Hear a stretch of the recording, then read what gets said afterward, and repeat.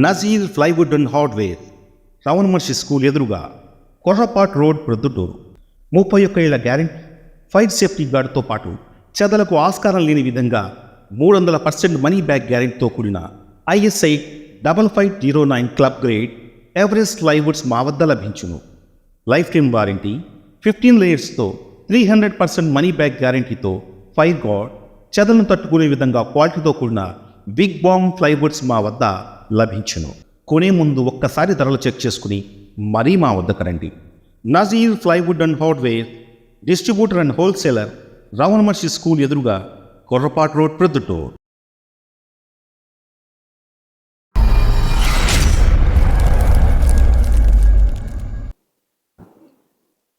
మే 13వ తారీఖున, అంటే రేపు నెల 13వ తారీఖున జరగబోయే ఎన్నికల్లో ఈ నియోజకవర్గ ఓటర్ మహాశైలిని మీరందరూ తీర్పునివ్వబోతా ఉన్నారు.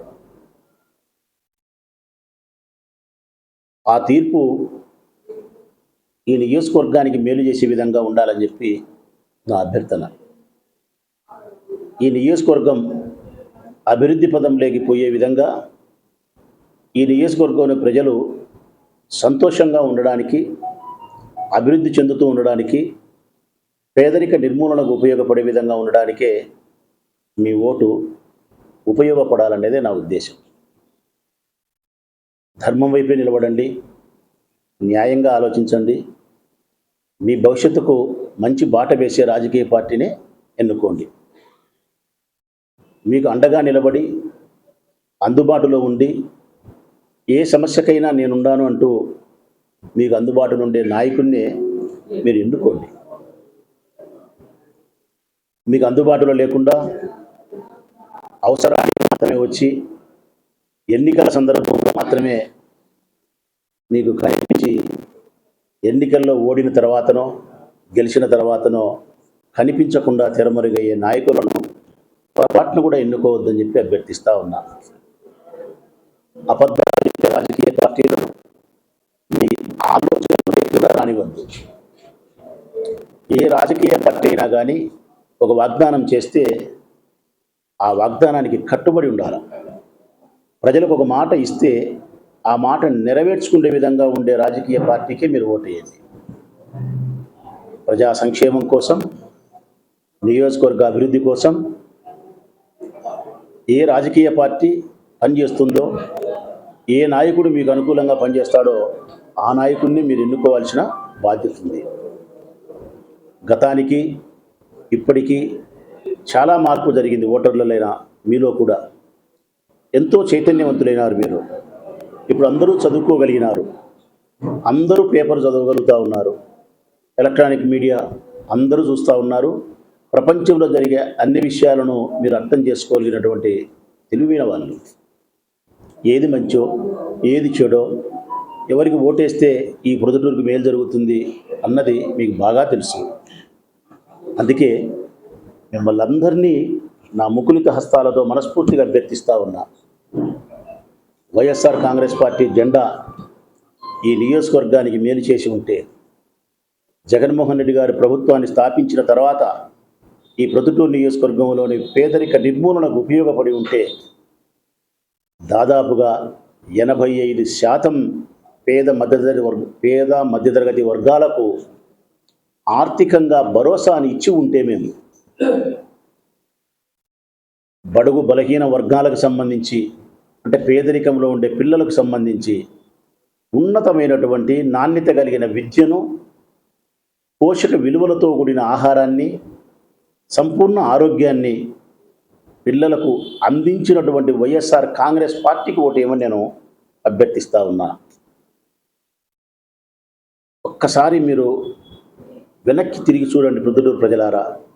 స్కూళ్ళ విషయంలోనే జగన్మోహన్ రెడ్డి రాకముందు, జగన్మోహన్ రెడ్డి ప్రభుత్వంలోకి వచ్చిన తర్వాత, జగన్మోహన్ రెడ్డి రాకముందు ఈ రాష్ట్రంలో కానీ మన ఊర్లో కానీ ప్రతి స్కూలు, ప్రతి పాఠశాల పశువుల పాకలాగానే ఉన్నది. ప్రతి పాఠశాల కనీసమైన మౌలిక వసతులు లేకుండా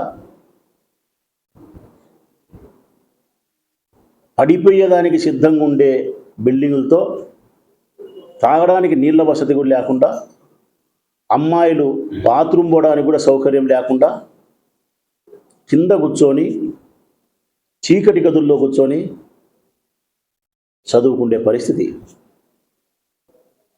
ఈరోజు జగన్మోహన్ రెడ్డి గారు అధికారంలోకి వచ్చిన తర్వాత నాడు నేడు ఒకే ఒక ప్రోగ్రాం, నాడు నేడు, ఈ ఒక్క ప్రోగ్రాం ద్వారా రాష్ట్రంలో ఉండే పాఠశాలల యొక్క రూపురేఖలే మార్చేసినాడు.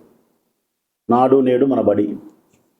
మన ప్రొద్దుటూరు నియోజకవర్గంలో కూడా ప్రభుత్వానికి సంబంధించిన పాఠశాలలకు 56 కోట్ల రూపాయలతో మౌలికమైన వసతులు దాదాపుగా ఫేజ్ 1, ఫేజ్ 2 దాదాపుగా అన్ని స్కూళ్ళ యొక్క రూపురేఖలు మార్చి ఈరోజు కార్పొరేట్ స్థాయికి మించిన స్కూళ్ళలాగా తయారు చేసినాడు. ఇంగ్లీష్ మీడియాన్ని ప్రవేశపెట్టినాడు, మంచి భోజనాన్ని ఏర్పాటు చేసినాడు, పుస్తకాలు ఇచ్చినాడు, బట్టలు ఇచ్చినాడు, కంటి పరీక్షలు చేయించినాడు, అవసరం అనుకుంటే సర్జరీ చేయించినాడు. ఇవన్నీ కాకుండా అక్షరాస్యతను పెంచడానికి మన పిల్లలను పేదరికం వలన పనికి పంపకుండా బడికి పంపకుండా పనికి పంపుతున్నాం. అట్లా పంపొద్దు. పేదవాని కడుపున పుట్టినవాడు పేదవానిగా మిగిలిపోకూడదు. ఉన్నత శిఖరాలను అధిరోహించాలా. గొప్ప ప్రభుత్వ ఉద్యోగస్తులు కావాలంటే కనుక వాళ్ళు చదువుకోవాలంటే పనికి అమ్మ పంపకూడదు. పనికి అమ్మ పంపకూడదు అంటే పేదరికానికి జగన్ ఉపయోగపడాలి ప్రభుత్వం.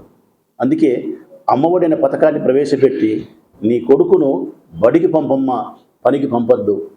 పనికి పంపితే వచ్చే లెక్క నా పాలనలో నా ప్రభుత్వం ఇస్తుంది అని చెప్పి 15,000 రూపాయలు అమ్మ అకౌంట్కే అమ్మఒడి ద్వారా ఇస్తాను. అందుకే ఈరోజు అక్షరాస్యత పూర్తిగా పెరిగిపోయింది. ప్రభుత్వ పాఠశాలలన్నీ కార్పొరేట్ స్కూళ్ళ కంటే బాగైంది. ఖచ్చితంగా జగన్మోహన్ రెడ్డి గారి పరిపాలన ఇంకొక 10 సంవత్సరాలు ఇట్నే జరిగితే ఈ భారతదేశంలోనే ఆంధ్రప్రదేశ్ అనే రాష్ట్రం విద్య విషయంలో కేరళ రాష్ట్రాన్ని శిఖరాన్ని అధిరోహిస్తుంది ఆంధ్రప్రదేశ్ రాష్ట్రం విద్యా విధానంలో.